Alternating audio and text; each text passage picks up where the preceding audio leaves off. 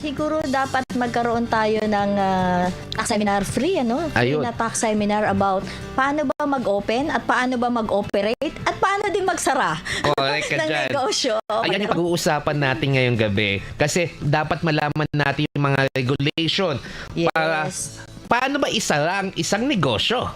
Ngayong gabi po, tatalakayin natin ang mahahalagang aspeto at mga dapat talakayin upang paano ba magsara ng isang negosyo.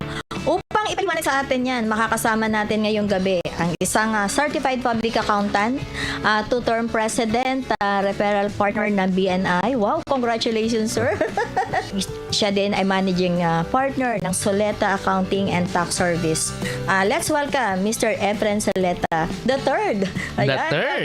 Welcome, sir, dun sa ating show. Ayun, magandang gabi, sir. Yes, good evening. Thank you po. Thank you, kapatid na Chris, kapatid na Brandy, Ayun. sa pag-invite sa akin. Welcome na welcome po kayo dito. Welcome kayo, Ayun. sir. Oo. Yeah. Sir, itong question na to ano talaga, mahirap to sagutin para sa akin. Joke lang. Ano ba ang kinakailangan at mga dapat i-consider paano magsara ang negosyo dito sa Pilipinas? Paano ba?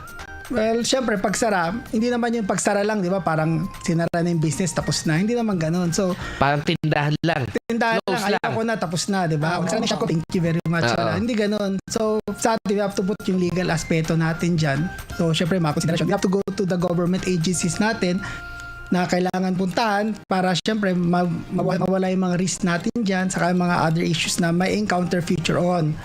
So, syempre, nandyan yung number one dyan, yung ating mga nandyan si Dole para sa mga empleyado natin. Yes. Kasi kailangan. Tapos, we have also the BIR natin at syempre si LGU para sa business permit. Tapos lastly, syempre, we have to close yung sa DTI para sa mga sole proprietor po at saka dun sa SEC para sa mga corporations and partnerships natin.